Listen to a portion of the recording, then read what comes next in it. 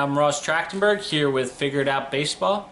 I'm the head coach at Rosemont College, which is a Division III program in the suburbs of Philadelphia, Pennsylvania. And I want to share with you some insight on what I look for when I'm evaluating a hitter. The biggest thing I think is important to me when I see a hitter in whatever situation it may be in is that the hitter has an appreciation for his skill sets and really what is it that makes him successful. Is he a power hitter? Is he a hitter that can really stroke the ball for average? Is it a player that really does a good job of putting the ball in play and using his speed to play hard?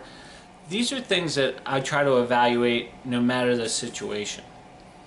If, for instance, I'm seeing a player in a game situation, and the player may only get 3 or 4 at-bats in that game, it's tough for me to judge the hitter just based on the outcome of those at-bats. So I'm really looking to see how competitive those at-bats were. Did that player have a net positive coming out of those at-bats? And again, did the player stay within himself in terms of, again, what are his strengths? If I see a player in a showcase setting, sometimes that's a great way to kind of really break down mechanics. You can see multiple swings in a row. Perhaps there's a round of 5 or 10 swings in a row. Those can also be good opportunities for either me to get video or to watch video provided by the showcase.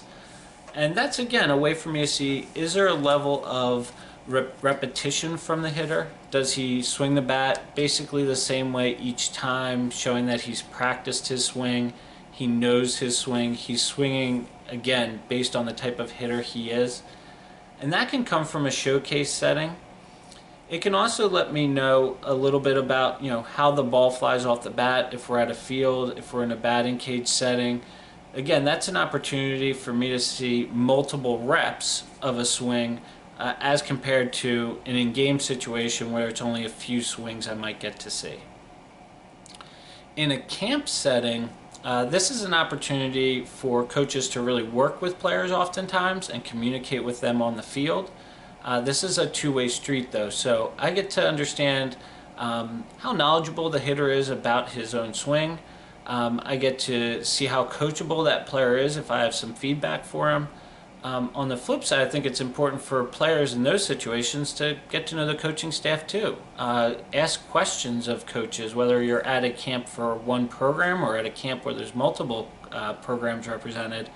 It's a two-way street where you can ask questions. And you can get some feedback.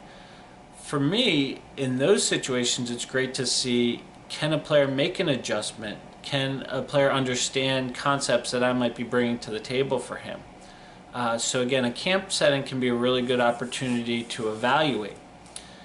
Now in camp settings and showcase settings, there might be live at-bat segments as well. These can be difficult because you're facing pitchers you probably don't know very well.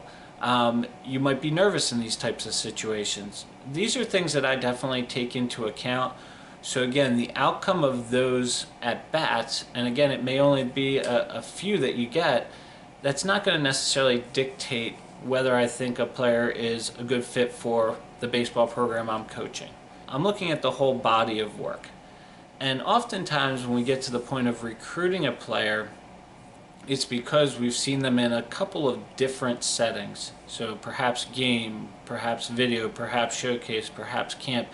And you add those things up, and again, does the player have a good feel for what type of hitter he is? Is he hitting basically to his strengths? And also, is there that level of coachability? Is there that level of a player understanding his strengths and where he can improve? And some of that also comes from those conversations. And those conversations can happen in definitely some camp settings or showcase settings, and can also come from just conversations that happen during the recruiting process. So I hope that's helpful for you in terms of if you're a hitter and you're looking to be recruited or evaluated by coaches at a higher level, whether it be collegiate or above. But those are some of the things that I look for when I'm evaluating a hitter. Again, I'm Ross Trachtenberg with Figured Out Baseball, and look forward to seeing you at the ball field soon.